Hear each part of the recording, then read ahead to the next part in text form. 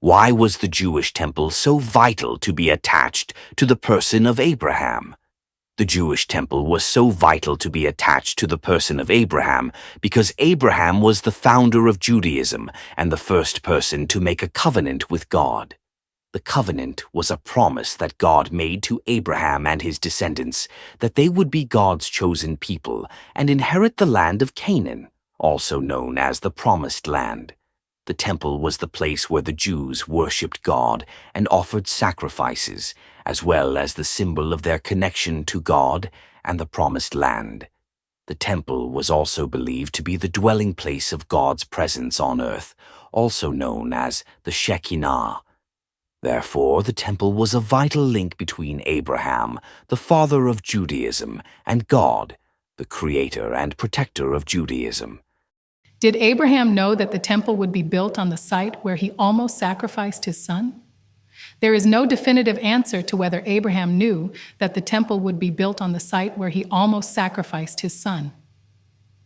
Different traditions and interpretations have different views on this question. Here are some possible perspectives. According to Jewish tradition, Abraham was aware of the future significance of Mount Moriah, as he named it, "The Lord will provide." Genesis 22, verse 14, implying that God would provide a place for his presence and worship there. Some Jewish sources also suggest that Abraham saw a vision of the future temple when he ascended the mountain with Isaac. According to Christian tradition, Abraham did not know the exact location of the future temple, but he had faith that God would fulfill his promises to him and his descendants.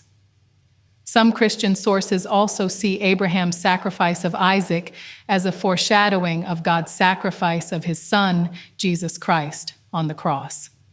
According to Islamic tradition, Abraham did not sacrifice Isaac, but Ishmael, his firstborn son by Hagar. Muslims believe that Abraham and Ishmael built the Kaaba, the house of God, in Mecca, which is the holiest site in Islam. Muslims do not consider the Temple Mount in Jerusalem as the place where Abraham offered his son, but rather as the place where Muhammad ascended to heaven during his night journey.